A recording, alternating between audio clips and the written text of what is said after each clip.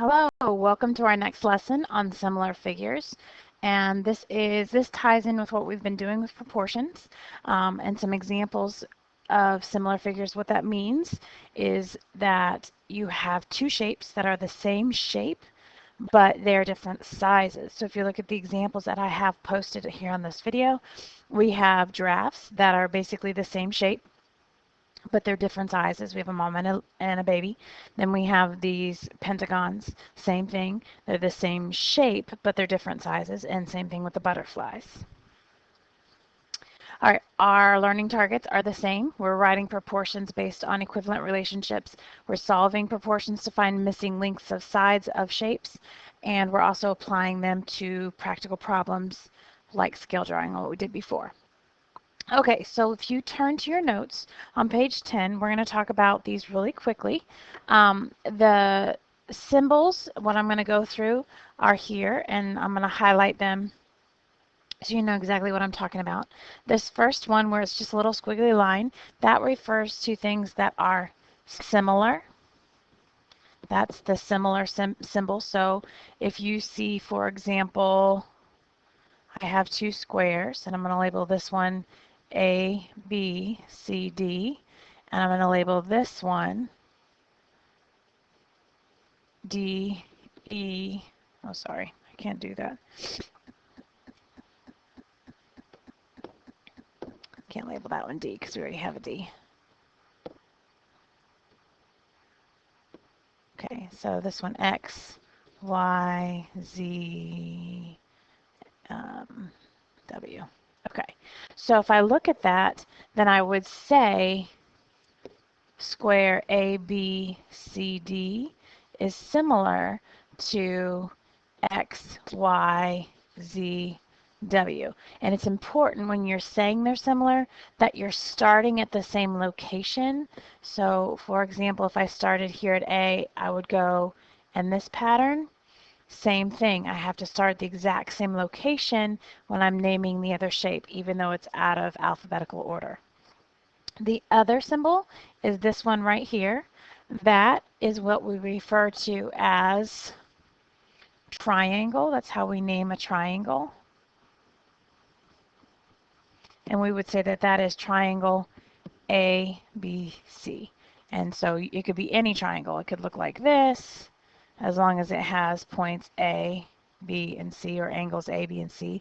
Or it could look like this, as long as it has angles A, B, and C. The next one that we're looking at is this line right here. That tells us that we're referring to a line segment, or in some cases when you're talking about a shape, it also can be the side. And we would say that that is line segment DE or side ADE. So if we look at, say we had a triangle that looks like this, and we have D, E, and F, this right here is your line segment DE or your side DE. The next symbol is this one right here, and that is our way of saying that that is angle, HIJ. So if we look at, I'm going to draw just an angle, and this is the angle here, but I've got points here, here, and here. This is point H, this is point I, and this is point J. You can also see it written as where you have just an A here, and they're saying that that is angle A. You'll see it more than likely that's how it'll be written when we're doing our things. And then the last one, this symbol here, is what we use to show that things are congruent. And what that means is same shape and same size. So they're identical. Two shapes are congruent if they are the same size and same shape, or they're twins. That means twins.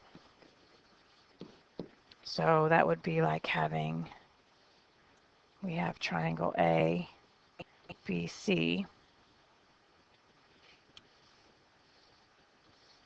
and X, YZ. And you would say a triangle ABC is congruent to triangle XYZ.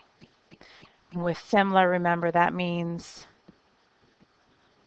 same shape, different sizes.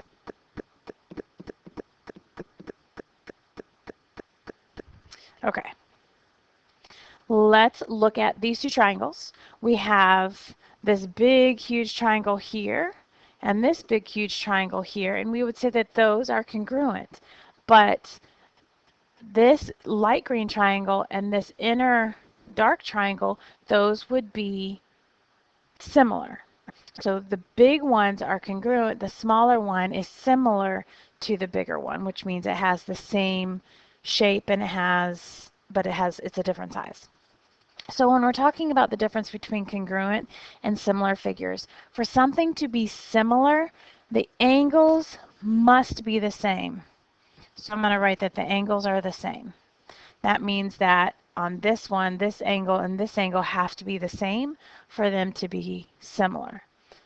And for congruent, of course, everything's the same. Same angles and same side lengths. So both of them are the same. When they're similar, though, if you think about this side length here and this side length here, they're going to be proportional,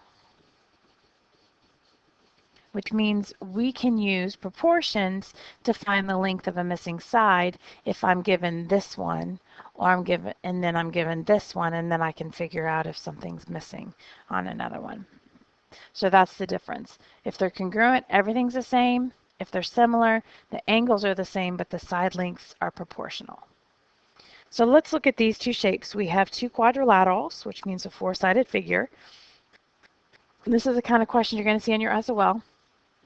Where we're given A, B, C, and D, and we're saying that it's similar to G, H, E, and F. And when you're naming them, remember, you have to go in the same order. So they're saying which ones are true statements. Well, we've got A, B, C, and D, which means I started here and I went this way.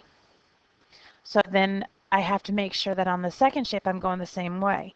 G, H, E, F, and I did. So this is a true statement. And now I can erase.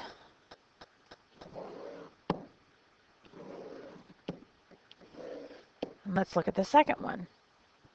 I'll change colors. So this one says F, E, H, G.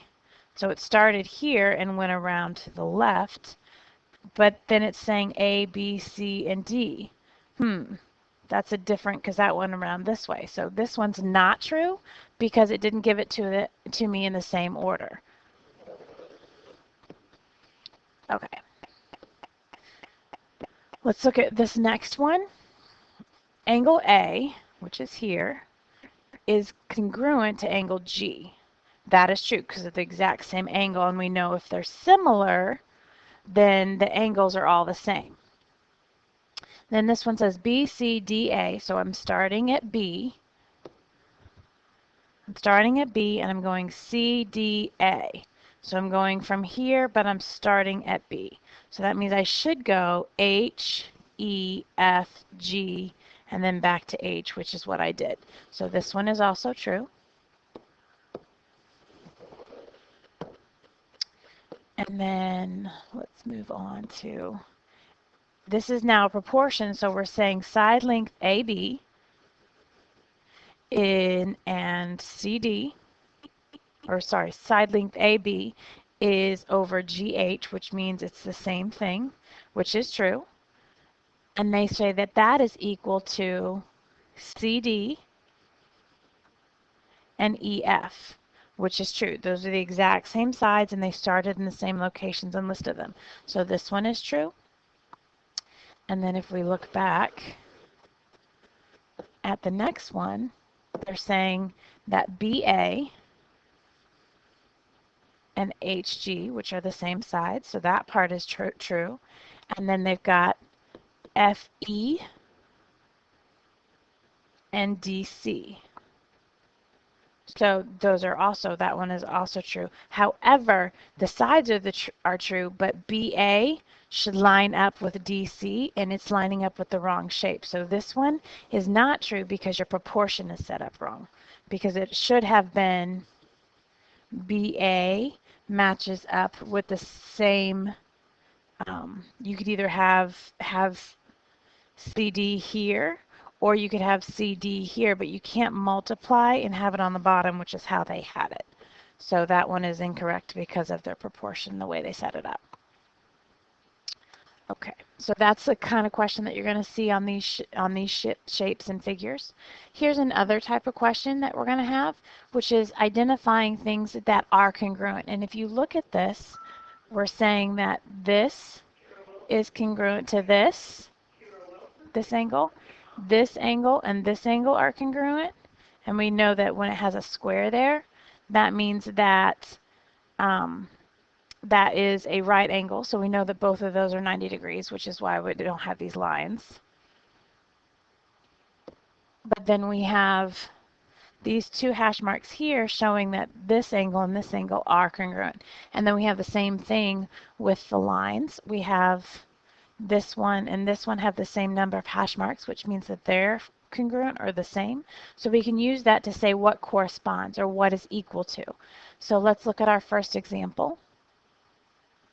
So angle A is congruent to angle D because we know that those are the same because of what's given to us in the picture. Then we have angle B corresponds to angle E. Make sure you're putting those angle symbols in there. Angle C, which we highlighted yellow, corresponds or is equal to angle F. And then the line segment or the side length AB is going to be the same. And since we started with A, we have to list it as DE. And then we have BC, which is this bottom from B to C. That would be from E to F. Make sure you're putting the line over the top to show it's a line segment. And then, of course, the last one is C to A, which means I have to start at the bottom. So it would be F to D. So make sure that when you're lining things up, use colors, use those lines, use what's giving to you. All you're doing is simply matching up what side goes with what side in those two similar figures, what angles go to what angles, and remember the angles are the same, they're congruent, and the side lengths are proportional. I'm going to let you guys do this, numbers 2 and 3, on your Edmodo quiz, and we'll go over them in class. So go ahead and fill those out. You can pause the video and then come back. This is the first page of page 12, or the front top of page 12. Figures are similar if and only if their corresponding angles are congruent. Of course, what does congruent mean? That means they are the same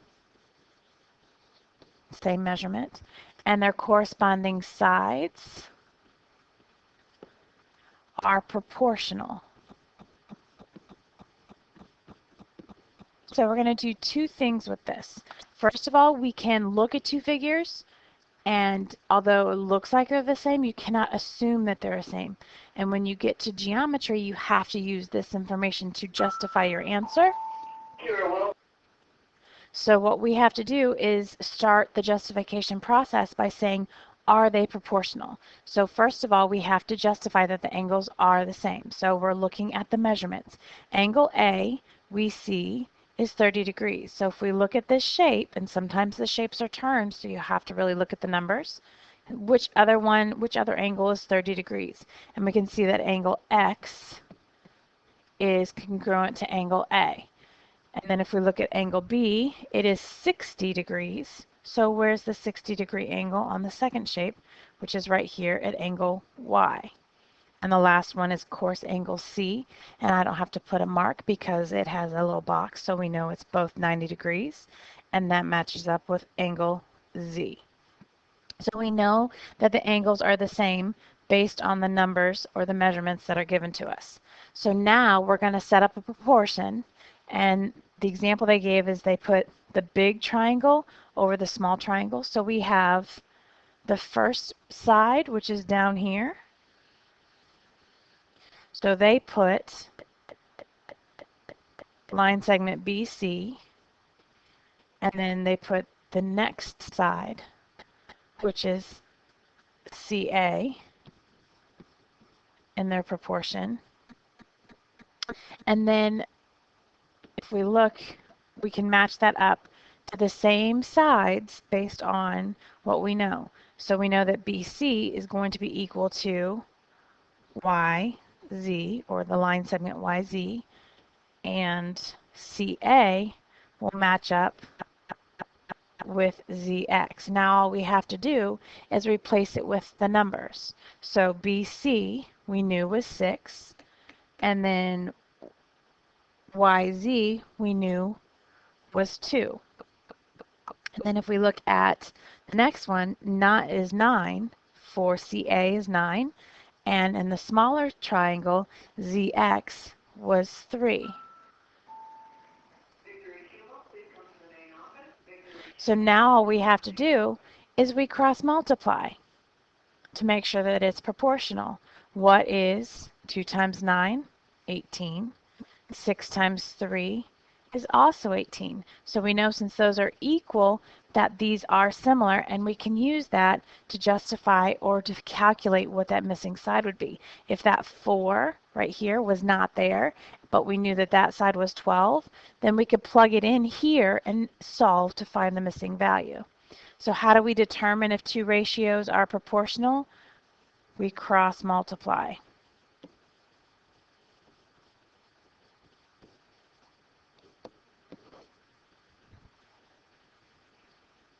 Okay, now I put the steps here so you guys can use it. We're going to do one together, and then you're going to do the other one for your Edmodo quiz. Take the first set of corresponding sides, write them as the first fraction. So although in your notes back here they took the big and the small, and they put the big all on top and then the small all on the bottom, you can also set it up where you're using all of your values for this triangle in the first ratio, and then all of the values in this one, and set that up as the second proportion in your proportion. Then you cross multiply. If the values are equal, then it forms a true proportion. So this one we're just saying, are they proportional? And if you look at this one, these are all turned and wonky. So this is what you're going to be seeing on your SOL. They're not going to always be really easy where you can match it up. So knowing that this one is turned upside down, I'm going to tell you that X, and this one is turned, so you kind of have to think about it and turn it upside down or turn your paper around. So X and S are the same measure. So, and we know that Y is going to equal T, and U is going to equal Z. We can do the same thing with the sides. X to Z is this side here. This side is going to be equal to this side. And this side is going to equal this side. So that way when we set up our proportion, we can say, are they similar? Okay, so to set up our proportion, remember I said you want to use the information that you know in the first triangle, in your first ratio, and then you're going to use the second triangle as your second ratio. So they give you a ton of information. They give you 3 different values. You don't need 3 different values. You only need 2. So let's start by using the first value I see, which is y to x, which is 12. And then I'm going to use the second value, which is 6. So I just took y to x and then x to z and put that as my first ratio. I'm going to use the same exact sides. Keep in mind that this shape is flipped. The second shape is flipped. So 4 was my first side, and 2 was my second one. So you have to make sure you're taking the same exact corresponding side. Now all I have to do is cross multiply to make sure that I have equivalent numbers. 6 times 4 is 24. 2 times 12 is 24. And because 24 equals 24, then yes, these are similar, and that's all I have to do. You guys are going to do that second one for your Edmodo quiz. Remember, all you're doing is matching up the corresponding sides, setting up your proportion using 2 of the values, not all 3, just 2, and then determining whether it is similar. The other piece that we have to know how to do is to take what's given to us and find the missing side. So if we look at this, and it's the same way, determine corresponding sides, set up your proportion, cross multiply to solve for the missing length, and then label your answer and check your work. So again, these are all wonky. They're all turned around. I'm going to match the bottoms. These two match up. And I'm missing this long side, so that's the one I'm going to use. So I've got my 2 sides all lined up. I'm going to use my first proportion. It is my first triangle, and it's 4/9, and I'm using colors so you can see how I did it. And then I'm going to use my same exact sides that I know are corresponding to find my missing side length. Okay, now if I look at this, 4 and 9, I know 9 is bigger than 4. So I know my n should be bigger than 12. So again, we're just going to cross multiply, and I know my answer should be bigger than 12. So we get 4 times n, which is 4n, and 9 times 12, which is 108. We're going to divide by 4.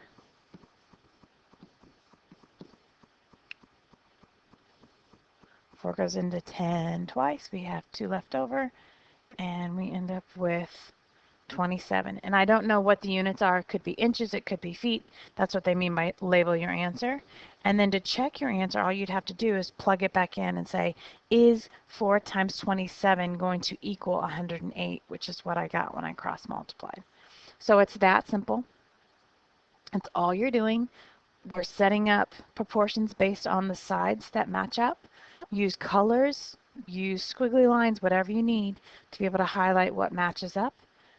You're going to solve this one for your homework, your Edmodo quiz, and that is all we've got for our lesson. If you need to, because you're confused, replay the lesson. There's only, you have to know what similar means, what congruent means, and be able to match up your sides. So if you can do that, you're all set.